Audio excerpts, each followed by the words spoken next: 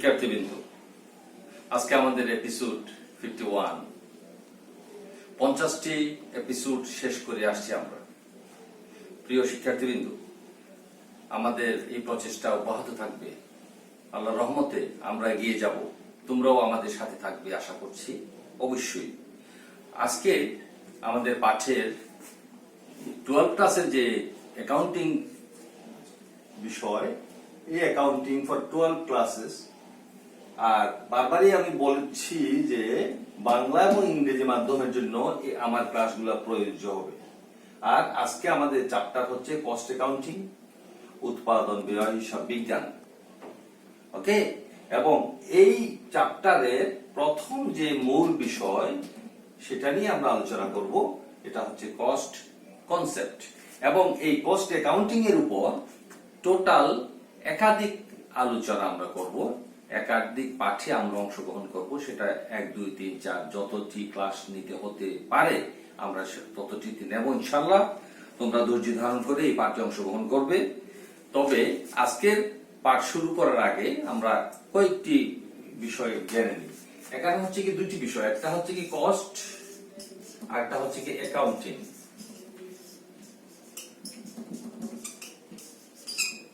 Cost কেমন, এটা ব্যয়, আর এটা হচ্ছে কি হিসাব বিজ্ঞান। হিসাব বিজ্ঞান, ওকে, ব্যয় হিসাব বিজ্ঞান। এই ব্যয় হিসাব বিজ্ঞান নিয়ে আমরা মূল আলোচনা করব। ব্যয় সম্পর্কে আমরা যতটুকু জানি, ফিনান্সিয়াল অ্যাকাউন্টিং পড়ার সময়, বেসিক অ্যাকাউন্টিং পড়ার সময় ব্যয়ের সংজ্ঞা আমরা এভাবে জেনেছিলাম যে কোন ভবিষ্যতে কোন কিছু পাওয়ার আশায় যে ত্যাগ করা হয় সেটাই হচ্ছে ব্যয়। আর অ্যাকাউন্টিং হচ্ছে কোন লেনদেন শনাক্তকরণ, লিপিবদ্ধকরণ, সংক্ষিপ্তকরণ, প্রতিবেদন তৈরিকরণ এবং তথ্য সরবরাহের প্রক্রিয়া। সুতরাং কস্ট অ্যাকাউন্টিং হচ্ছে ওই দুইটি বিষয়েরই একটা প্রক্রিয়া। কেমন, সুতরাং সেই কস্ট অ্যাকাউন্টিং সম্পর্কে আমরা আলোচনা যাব। সেই আলোচনায় আসার জন্য আমি প্রিয় শিক্ষার্থীবৃন্দ তোমাদেরকে মানসিক প্রস্তুতি নেওয়ার আহ্বান জানাচ্ছি। চলো আমরা মূল আলোচনা শুরু করি। প্রিয় শিক্ষার্থীবৃন্দ, আজকে আমাদের এপিসোড 51 শুরু হবে। আল্লাহর রহমতে আমরা 50টি এপিসোড পার হয়ে আসছি। এর মধ্যে বেসিক অ্যাকাউন্টিং এর টোটাল সিলেবাস আমরা আলোচনা করেছি এবং তোমাদের প্রশ্ন উত্তর পর্ব শেষ করেছি অনেকটা। এরপরও যদি প্রশ্ন থাকে তোমরা একই সাথে এখানকার সাথে প্রশ্ন করতে পারবে। আজকে 12 ক্লাসের অ্যাকাউন্টিং এর যে চ্যাপ্টার নিয়ে আমরা আলোচনা করছি সেটা হচ্ছে কি কস্ট অ্যাকাউন্টিং বা উৎপাদন ব্যয় হিসাব বিজ্ঞান। এই কস্ট অ্যাকাউন্টিং এর প্রথম যে চ্যাপ্টার কস্ট কনসেপ্ট, ব্যয় ধারণা, এই সম্পর্কে আমরা আলোচনা করব। প্রিয় শিক্ষার্থীবৃন্দ, আশা করি তোমরা ফুল কনসেন্ট্রেশন নিয়ে আছো, খাতা কলম রেডি আছে। আমাদের আলোচনার সাথে সাথে যেগুলো নোট করা দরকার তোমরা নোট করে ফেলবে। আজকের পাঠে যা জানতে পারবে: উৎপাদন ব্যয় হিসাব বিজ্ঞানের সংজ্ঞা, উৎপাদন ব্যয় হিসাব বিজ্ঞানের দুটি মুখ্য উদ্দেশ্য, উৎপাদন ব্যয় হিসাব পদ্ধতিসমূহ, উৎপাদন ব্যয় হিসাব চক্র। আগেই বলেছি যে এই সিলেবাসটা ন্যাশনাল কারিকুলাম বা ইংলিশ মিডিয়াম এবং বাংলা মিডিয়াম উভয় মিডিয়ামের জন্যই প্রযোজ্য হবে, যার কারণে প্রায় বাংলা টার্মের সাথে ইংরেজি টার্মগুলোও যোগ করা হয়েছে। প্রিয় শিক্ষার্থীরা, আশা করি তোমাদের কল্যাণে আমার এই উদ্দেশ্য, এই প্রচেষ্টা সার্থক হবে। প্রথমে জেনে নিই আমরা উৎপাদন ব্যয় হিসাব বিজ্ঞানের সংজ্ঞা কি। হিসাব বিজ্ঞানের একটি উল্লেখযোগ্য শাখা হলো উৎপাদন ব্যয় হিসাব বিজ্ঞান। ইহা শুধু উৎপাদনের সাথে জড়িত নয়, বর্তমান এবং ভবিষ্যৎ সম্পর্কেও নিশ্চিত করে। কেমন, যেখানে ফিনান্সিয়াল অ্যাকাউন্টিং শুধু বর্তমান নিয়ে আলোচনা করে, সেখানে কস্ট অ্যাকাউন্টিং ভবিষ্যৎ সম্পর্কেও তোমাকে নিশ্চিত করতে চায়। এগুলি নিয়ে আমরা আলোচনা করব। প্রথমে সংজ্ঞা সম্পর্কে আরেকটু জেনে নিই। হিসাব বিজ্ঞানের যে শাখা উৎপাদিত পণ্য ও সেবার ব্যয় লিপিবদ্ধকরণ, শ্রেণীবদ্ধকরণ, বণ্টন, সংক্ষিপ্তকরণ, ব্যয় নির্ণয়, ব্যয় নিয়ন্ত্রণ, বিভিন্ন প্রতিবেদন প্রস্তুতকরণ ও ব্যবস্থাপনার সঠিক সিদ্ধান্ত গ্রহণের জন্য প্রয়োজনীয় ব্যয় তথ্য সরবরাহ করে থাকে, তাকে উৎপাদন ব্যয় হিসাব বিজ্ঞান বলে বা কস্ট অ্যাকাউন্টিং বলে। একজন বিশিষ্ট হিসাব বিজ্ঞানী এরিক এল কোহলার, আমরা অনেকে তার নাম জানি, এর মতে হিসাব বিজ্ঞানের যে শাখা বর্তমান ও ভবিষ্যতের ব্যয়সমূহের শ্রেণীবদ্ধকরণ, লিপিবদ্ধকরণ, বণ্টন, সংক্ষিপ্তকরণ ও প্রতিবেদন প্রস্তুতকরণ নিয়ে আলোচনা করে, তাকে উৎপাদন ব্যয় হিসাব বিজ্ঞান বা কস্ট অ্যাকাউন্টিং বলে। এখানে এই সংজ্ঞার, কোহলারের সংজ্ঞার মধ্যে কিন্তু বর্তমান আর ভবিষ্যতের কথা চলে আসছে। বর্তমানের ব্যয়সমূহের শ্রেণীবদ্ধকরণ, লিপিবদ্ধকরণ, বণ্টন, সংক্ষিপ্তকরণ ও প্রতিবেদন প্রস্তুতকরণ সম্পর্কে আলোচনা করে কস্ট অ্যাকাউন্টিং। এটা কোহলারও বলেছেন। সুতরাং কস্ট অ্যাকাউন্টিং এর সংজ্ঞা আমরা জানলাম। এরপরে আমরা কস্ট অ্যাকাউন্টিং এর মেইন দুটি অবজেক্টস, কেমন, উৎপাদন ব্যয় হিসাব বিজ্ঞানের দুটি মুখ্য উদ্দেশ্য নিয়ে আলোচনা করব। অনেকগুলো উদ্দেশ্য আছে, তবে দুটি মুখ্য উদ্দেশ্য নিয়ে আজকে আলোচনা করছি, এই জন্য যে এই দুটি মুখ্য উদ্দেশ্য জানলেই কস্ট অ্যাকাউন্টিং সম্পর্কে কিছুটা ধারণা পাওয়া যাবে। প্রথম উদ্দেশ্য হচ্ছে উৎপাদন ব্যয় নির্ধারণ, কস্ট ডিটারমিনেশন। আমরা জানি যে কোনো কিছু, কোনো কাজ করতে গেলেই, কোনো বিষয় জানতে গেলেই আমরা কস্ট সম্পর্কে জানতে চাই।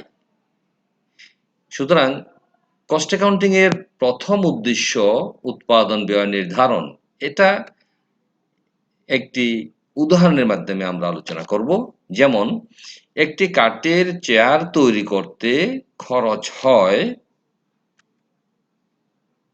এই যে ডিটেইলসটা, কাঠ 800 টাকা, মজুরি 1600 টাকা, রং পালিশ 400 টাকা, পেরেক গাম 100 টাকা, ঘর ভাড়া বাবদ এবং বিদ্যুৎ ইত্যাদির অংশ, ওই চেয়ারের জন্য অংশ 100 টাকা, মোট খরচ হচ্ছে 3000 টাকা। আর যিনি উৎপাদনকারী, তিনি খরচের 10% মুনাফা করে থাকেন। সুতরাং 3000 টাকার 10% মুনাফা হচ্ছে 300 টাকা। এক্ষেত্রে 3000 যোগ 300 ইকুয়াল টু বিক্রয় মূল্য হবে 3300 টাকা। অর্থাৎ ওই উৎপাদনকারী 3300 টাকায় একটি চেয়ার বিক্রি করবেন। ঠিক আছে? তাহলে আমরা এই যে খরচের একটা ডিটেইলস লিখেছি, এটাই হচ্ছে ব্যয় নির্ধারণ। ঠিক আছে? এই ব্যয় নির্ধারণের ফলে কি হলো, সারা মাসে সে 5টি কাঠের চেয়ার বিক্রয় করে, তাহলে তার মুনাফা হয় 5টি চেয়ার গুণ প্রতিটিতে 300 টাকা করে ইকুয়াল টু 1500 টাকা সে মুনাফা করে। বুঝতে পেরেছি? একটি চেয়ার তৈরি করতে খরচ হয় 3000, মুনাফা হয় প্রতিটিতে 300, 5টি উৎপাদন করে সে মোট 1500 টাকা মুনাফা করে। ঠিক আছে? এটা হচ্ছে উৎপাদন ব্যয় নির্ধারণ বা কস্ট ডিটারমিনেশন। এই 3000 টাকা ডিটারমাইন করা, নির্ধারণ করা। ওকে? সেকেন্ড হচ্ছে উৎপাদন ব্যয় নিয়ন্ত্রণ। আমরা একটু আগে যে কস্ট অ্যানালাইসিস করলাম, যে নির্ধারণ করলাম, ডিটারমাইন করলাম, ডিটারমিনেশন করলাম যে 3000 টাকা, এখানে যে খরচগুলা হচ্ছে, সেই খরচগুলা যদি আর একটু নিয়ন্ত্রণ আমরা করতে পারি, সেই তালিকাটা দেখি আলোচনা আমরা পাশাপাশি খরচের তালিকাটা লিখেছি। আগের খরচ ছিল ৩,০০০ যোগ ৩০০ ইকুয়াল টু বিক্রয় মূল্য ৩,৩০০। আর খরচ নিয়ন্ত্রণ করার ফলে, যেমন কাঠ ৮০০ টাকার ছিল আগে, এখন উৎপাদনকারী বিভিন্ন জায়গায় খোঁজখবর নিয়ে ৭০০ টাকায় কিনলেন। মজুরি, মিস্ত্রিকে মজুরি দেওয়া আগে ছিল ১৬০০ টাকা, এখন তাকে বা আরেকজনকে ১৫০০ টাকা দিয়ে করা হলো। রং পালিশ আগের মতো ৪০০ টাকা রয়ে গেছে, পেরেক গাম আগের মতো ১০০ টাকা রয়ে গেছে, ভাড়া বিদ্যুৎ ইত্যাদির অংশ আগের মতো ১০০ টাকা রয়ে গেছে। তারপরেও দেখা যায় মোট খরচ হলো ২,৮০০। উৎপাদনকারী কিন্তু ওই 10% মুনাফা ঠিক রেখেছেন। তাহলে নিয়ন্ত্রিত খরচের পরেও তার যদি ২৮০০ টাকার 10% ২৮০ টাকা মুনাফা হয়, তার বিক্রয় মূল্যের পরিমাণ দাঁড়ায় ৩,০৮০ টাকা। আগে বিক্রয় মূল্য ছিল ৩,৩০০ টাকা। তাহলে ডিফারেন্সটা অনেক বেশি হয়ে গেল না? এক্ষেত্রে একজন ক্লায়েন্ট বা কাস্টমারের ক্যারেক্টার হলো যে কম দামে জিনিস কেনার। সুতরাং যেখানে কম দাম সে পাবে সেখানেই সে কিনতে যাবে। এক্ষেত্রে এই উৎপাদনকারীর ফলাফল কি দাঁড়ালো আমরা দেখি। এখানে উৎপাদন মূল্য কমেছে। এখানে মানে এই যে হলুদ চার্ট, এটাতে উৎপাদন মূল্য কমেছে, ফলে বিক্রয় মূল্যও কম। ৩,০৮০ টাকা বিক্রয় মূল্য, আগে ছিল কত? ৩,৩০০ টাকা। যার কারণে মোট বিক্রয়ের পরিমাণ বেড়েছে 10টিতে। যেহেতু বিক্রয় মূল্য কমেছে, সেহেতু কাস্টমার বেড়েছে। আগে 5টি চেয়ার বিক্রি করেছে, এখন সে 10টি চেয়ার বিক্রি করতে পারছে। সুতরাং মোট মুনাফা হবে 10 গুণ 280 ইকুয়াল টু 2,800 টাকা। ওকে, পূর্বে মুনাফা ছিল 1500 টাকা, আর এখন অতিরিক্ত মুনাফা সে করছে ২৮০০ বিয়োগ 1500 ইকুয়াল টু 1300 টাকা। তাহলে সে একটু কষ্ট করেছে, কোথায় কোথায় খরচ কমানো যায় সেই সিদ্ধান্ত সে নিয়েছে, যার কারণে তার মুনাফার পরিমাণ বেড়ে গেছে। এজন্য কস্ট অ্যাকাউন্টিং এর এই প্রধান দুটি উদ্দেশ্য, একটা হচ্ছে কি ব্যয় নির্ধারণ, আর একটা হচ্ছে ব্যয় নিয়ন্ত্রণ। এই দুটি মূল উদ্দেশ্য বা মুখ্য উদ্দেশ্য, এই দুইটি উদ্দেশ্য আমাদেরকে অবশ্যই জানতে হবে, আমরা আলোচনা করলাম। নেক্সট হচ্ছে উৎপাদন ব্যয় হিসাব চক্র। আমরা যেমন বেসিক অ্যাকাউন্টিং পড়ার সময় অ্যাকাউন্টিং সাইকেল পড়েছি, এখানেও কস্ট অ্যাকাউন্টিং সাইকেল বা কস্ট সাইকেলটা আমরা আলোচনা করব। কি কি চক্র এখানে আছে, শুরু কি শেষ কি দেখা যাক। ব্যয় লিপিবদ্ধকরণ। আমি যে খরচগুলা করছি এগুলা লিপিবদ্ধকরণ। ব্যয়ের শ্রেণী বিন্যাসকরণ, আমরা যে রেওয়া মিল তৈরি করতাম আগে এরকম। ব্যয় নির্ণয়, টোটাল খরচ কত, বিক্রয় মূল্য নির্ধারণ, বিক্রয় মূল্য কত হবে। ব্যয় নিয়ন্ত্রণ, এই যে একটু আগে আলোচনা করলাম, ব্যয় নিয়ন্ত্রণ করলে আমার সেলস এর পরিমাণ বেড়ে যায়, ফলে মুনাফার পরিমাণ বেড়ে যায়। বাজেট ও পরিকল্পনা প্রণয়ন, আমি কি করব সারা বছরে, আগামী বছরে বা 5 বছর ব্যাপী একটা বাজেট ও পরিকল্পনা প্রণয়ন করা।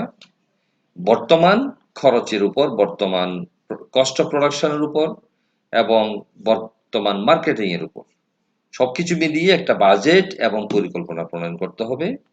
সিদ্ধান্ত গ্রহণ, সর্বশেষে আমাদেরকে সিদ্ধান্ত গ্রহণ করতে হবে যে আমরা কোন পথে যাব, কিভাবে আমাদের প্রোডাকশন বাড়বে, সেলস বাড়বে, প্রফিট বাড়বে এবং গুণগত মান আমরা উৎপাদন করব, বাজার আমাদের পণ্যই কিনতে থাকবে। এটা হচ্ছে accounting cycle, cost accounting cycle. এখন আসো উৎপাদন ব্যয় হিসাব পদ্ধতি সমূহ কি কি, মেথডস অফ কস্ট অ্যাকাউন্টিং। কোন কোন পদ্ধতিতে এই কস্ট অ্যাকাউন্টিং হিসাব রেখে থাকে। ১ নম্বর, জব ব্যয়। জব শব্দটা আমাদের কাছে খুব পরিচিত, যে কি করো, একটা জব করি। কি জব করো? একটা অফিসে চাকরি করি। অথবা কি জব করো? একটা কারখানায় কাজ করি। এই যে বিষয়টা জব, জব মানে একটা কাজ। এই এই জব ব্যয় কিন্তু আবার দুই প্রকার। একটা হচ্ছে কি ঠিকাকার্য ব্যয় হিসাব, কন্ট্রাক্ট কস্টিং, ব্যাচ বা গুচ্ছ, গ্রুপ, কেমন, ব্যয় হিসাব নির্ণয়, ব্যাচ কস্টিং। ঠিকাকার্য ব্যয়টা হচ্ছে কি আহ, কোনো কাজ যখন 1 বছর 2 বছর 3 বছর পর্যন্ত ডিলে করে তার সাথে কন্ট্রাক্ট হয়, চুক্তি হয় যে এতদিনের মধ্যে আমাকে এই কাজটা করে দেবে, তুমি এত টাকা পাবে। এটা হচ্ছে ঠিকা কার্য, কন্ট্রাক্ট কস্টিং। আমরা কন্ট্রাক্টরদেরকে চিনি, আমরা জানি যে অমুক ব্যক্তি একজন কন্ট্রাক্টর। এই কাজটা যারা করে তারাই কন্ট্রাক্টর। গুচ্ছ ব্যয় হিসাব নির্ণয়, ব্যাচ, অর্থাৎ একই সাথে অনেকগুলা পণ্য উৎপাদন করা। কেমন, যেমন বিস্কিট, ওষুধ, খেলনা, পোশাক সামগ্রী, এগুলা একসাথে যখন অনেকগুলা পণ্য উৎপাদন হয় এটাকে বলা হয় ব্যাচ কস্টিং। 2 নম্বর, প্রক্রিয়া ব্যয় হিসাব, প্রসেস কস্টিং। প্রক্রিয়া ব্যয় হচ্ছে প্রতিটি ইউনিটের আউটপুট, যেমন তুলা, তুলা দিয়ে তুলা উৎপাদন হয়, সেই তুলা থেকে আবার সুতা উৎপাদন হয়। তাহলে তুলা উৎপাদন করাটা একটা প্ল্যান্ট, সুতা উৎপাদন করাটা আরেকটা প্ল্যান্ট। সুতা থেকে কাপড় তৈরি হয়, কাপড় তৈরি করার জন্য আরেকটা প্ল্যান্ট, কিন্তু একটার সাথে একটা ওতপ্রোতভাবে জড়িত। প্রথমটার আউটপুট যাবে দ্বিতীয়টাতে ম্যাটেরিয়াল হিসাবে, দ্বিতীয়টার আউটপুট যাবে তৃতীয়টার ম্যাটেরিয়াল হিসাবে। এগুলাকে বলা হয় প্রসেস কস্টিং। একটার আউটপুট আরেকটাতে যাবে, সেটার আউটপুট আরেকটাতে, সেটার আউটপুট আরেকটাতে, ফাইনালি একটা আউটপুট হবে। এগুলো আবার কয়েক ভাগে ভাগ করা হয়। একক ব্যয় হিসাব বা ইউনিট কস্টিং। এখানে আহ, যদিও বা একটির আউটপুট আরেক জায়গায় যায়, যেমন স্টিলের আলমিরার দোকান, এখানে তার সাইজ অনুযায়ী একক কস্টিং হয়, যে 3 foot by 6 feet, 3.5 feet by 6 feet, 4 feet by 6 feet, এরকম যেহেতু হয়ে থাকে সেহেতু একক কস্টিং হয়। বিভাগীয় উৎপাদন ব্যয় হিসাব, এটা হচ্ছে কি এক বিভাগ থেকে আরেক বিভাগ আলাদা করে কস্ট অ্যানালাইসিস করা হয় বা কস্টিং করা হয়। অপারেশন কস্টিং, ক্রিয়া ব্যয় হিসাব, যে পদ্ধতিতে প্রত্যেক ক্রিয়া বা প্রক্রিয়ার প্রত্যেকটা ধাপে আলাদাভাবে উৎপাদন ব্যয় নির্ণয় করা হয় এবং সম্পূর্ণ পণ্যের উৎপাদন ব্যয় নির্ধারণ করা হয় তাকে ক্রিয়া উৎপাদন বলে, যেমন খেলনা, পোশাক সামগ্রী ইত্যাদি। পরিচালন ব্যয় হিসাব, অপারেটিং কস্টিং, এটা হচ্ছে কি কোনো প্রতিষ্ঠানে পণ্য উৎপাদনের বদলে সেবা উৎপাদন করা হলে যে পদ্ধতিতে হার উৎপাদন ব্যয় নির্ণয় করা হয় তাকে পরিচালনা ব্যয় বলে। যেমন পরিবহন সংস্থা,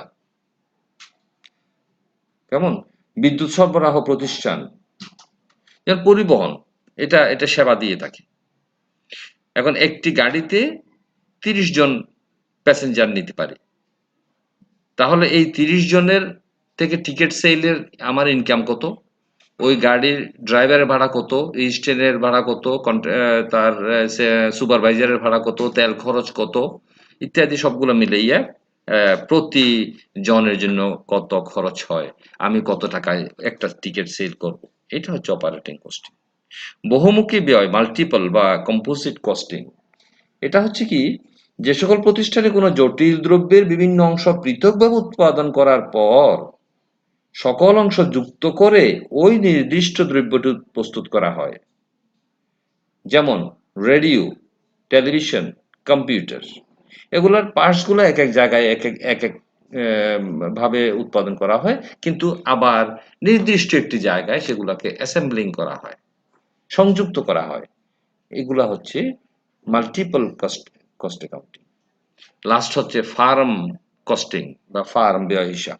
কৃষি জমি বা খামারের উৎপাদিত পণ্য যেমন ধান, পাট, গম ইত্যাদি কৃষি ফসলের উৎপাদন ব্যয় নির্ণয় পদ্ধতিকে ফার্ম ব্যয় বলে। প্রিয় শিক্ষার্থীবৃন্দ, আমরা দীর্ঘ আলোচনা করলাম। আজকে কোনো অঙ্ক করি নাই, শুধু থিওরিটিক্যাল কনসেপ্ট দেওয়ার চেষ্টা করেছি। এই জন্য এটার নাম হচ্ছে কস্ট কনসেপ্ট। কস্ট অ্যাকাউন্টিং এর কনসেপ্ট নিয়ে আমরা আলোচনা করেছি। আমরা এবার চলো উপসংহারের দিকে যাই। প্রিয় শিক্ষার্থীবৃন্দ, আমরা এতক্ষণ যে আলোচনা করলাম তার মধ্যে কস্ট অ্যাকাউন্টিং এর যে দুটি মূল উদ্দেশ্য, সেই মূল উদ্দেশ্য দুটি সবচেয়ে বেশি ইম্পর্টেন্ট আলোচনা ছিল আজকের জন্য। একটা হচ্ছে কি কস্ট ডিটারমিনেশন, আর একটা হচ্ছে কি কস্ট কন্ট্রোল। একটা ব্যয় নির্ধারণ করা আর একটা ব্যয় নিয়ন্ত্রণ করা। আমার যা ইচ্ছা আমি খরচ করে ফেললাম তা হলো না, আমাকে যাচাই বাছাই করে মেটেরিয়াল গুলার কস্ট কোন জায়গায় কম পাওয়া যায় এবং সঠিক মেটেরিয়াল পাওয়া যায় সেগুলাকে আনার জন্য, আমার ইন্ডাস্ট্রিতে আনার জন্য, আমার প্রোডাকশন ক্ষেত্রে আনার জন্য আমাকে চেষ্টা বা তদবির করতে হবে এবং সঠিক পণ্য উৎপাদন আমাকে করতে হবে। এই সিদ্ধান্ত আমাদেরকে নিতে হবে।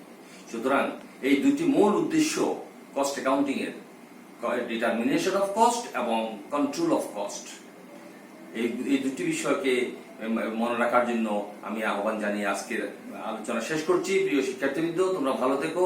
আমার প্রিয় ভিউয়ার্স এবং সম্মানিত অভিভাবকবৃন্দ, আপনারাও ভালো থাকেন। আসসালামু আলাইকুম।